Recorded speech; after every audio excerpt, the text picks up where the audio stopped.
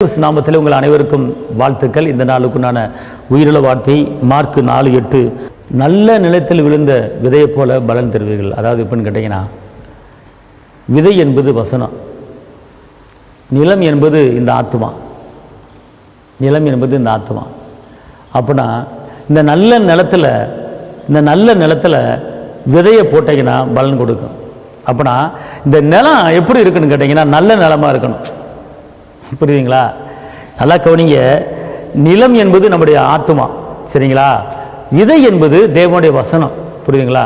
இப்போ ஏசப்பா சொல்கிறாரு, சில விதை பாறையில் விழுந்துச்சு, சில விதை முள்ளுக்களை விழுந்துச்சு, சில விதை நல்ல நிலத்தில் விழுந்துச்சு, அது விளைஞ்சி 160 பலன் கொடுத்துன்னு சொல்கிறார்.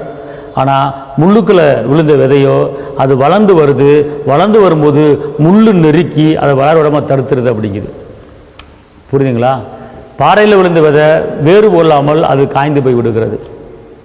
அப்போ இன்னைக்கு முள்ளுள்ள இடத்துல விதை விழுங்கும்போது வளருது, முள்ளு நெருக்கி போட்டு வளர விடாமல் தடுத்துருது. இதுதான் அநேக தேவ பிள்ளைய வாழ்க்கையில் நடக்கிறது இந்த நாளிலே. அப்போ நிலம் என்பது இந்த ஆத்மா, விதை என்பது தேவனுடைய வசனம். அப்போ இந்த உள்ளத்துக்குள்ளே, இந்த ஆத்மாக்குள்ளே முல்லை வளர விடக்கூடாது, முல்லை விதைக்கக்கூடாது. அப்போ தேவனுடைய வசனத்தை மாத்திரம்தான் விதைக்கணும். உன் இருதய பலகையிலே தேவனுடைய வசனத்தை எழுதி வச்சுக்கோ அப்படிங்கிறார். அப்போ இந்த இருதயத்தில் தேவனுடைய வார்த்தை மட்டும்தான் இருக்கணும், அந்த வசனமாகிய விதை. பைபிளில் லூக்கா 8:11 தேவனுடைய வசனம் விதை. அப்படின்னா விதை, வசனங்கிறது விதை. அப்போ இந்த வசனம் உங்கள் உள்ளத்துக்குள்ள விதைக்கும் போது, இந்த நிலத்துக்குள்ள விதைக்கும் போது அது வளரும். நம்ம என்ன செய்யறோம்? அது வளரும் போது சில முள்ளுகளை உள்ள கொண்டு வர்றோம். சில முள்ளு உள்ள கொண்டு வரும்போது முள்ளு என்ன செய்யுது? வளர விடாம தடுக்குது.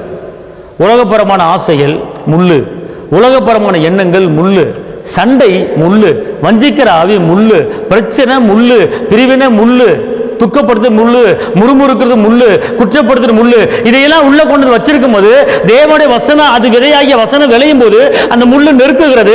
வாழ்க்கையில வளர முடியல, வாழ்க்கையில முன்னேற முடியல, வாழ்க்கையில உயர முடியல. அதனால இந்த நிலமாகிய இந்த ஆத்மால பிரச்சனையை கொண்டு வராங்க, முள்ளாகிய துக்கத்தை கொண்டு வராங்க, முள்ளாகிய உலக ஆசைகளை கொண்டு வராங்க.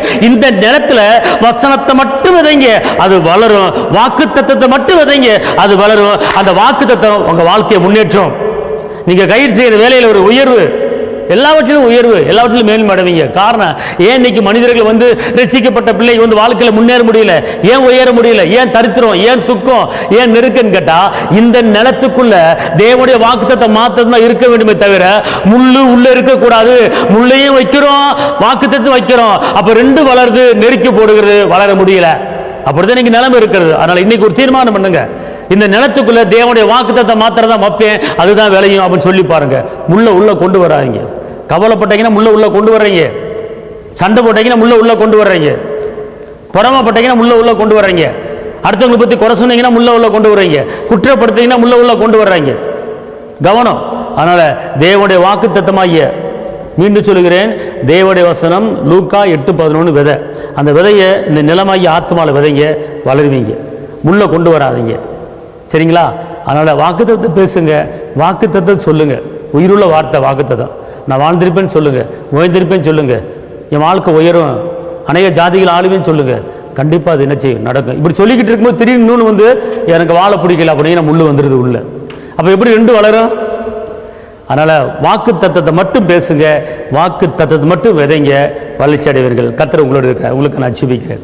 தகப்பனே இயேசுவே, நன்றியோடு துதிக்கிறேன், ஸ்தோத்திரிக்கிறேன். இந்த வேலையிலே நல்ல நிலத்தில் விழுந்த விதை அது வளருன்னு சொல்லப்பட்டிருக்கிறது. இந்த நிலமாகி இந்த ஆத்துமால நல்ல வாக்குத்தத்தமாக வார்த்தையில் பேச கிருபை தாங்க. இந்த நிகழ்ச்சியை பார்க்குற ஒவ்வொரு தேவ பிள்ளை மேலே உங்களுடைய கிருபையும் பலனும் வல்லமையும் கூட இருக்கட்டும், சுகமும் கூட இருக்கட்டும். அற்புதமாக இருப்பாங்க. இயேசுவின் நாமத்தில் பிதாவே, ஆமென். கர்த்தர் உங்களை ஆசீர்வதிப்பார். தேவனுக்கு மகிமை. ஹல்லேலூயா.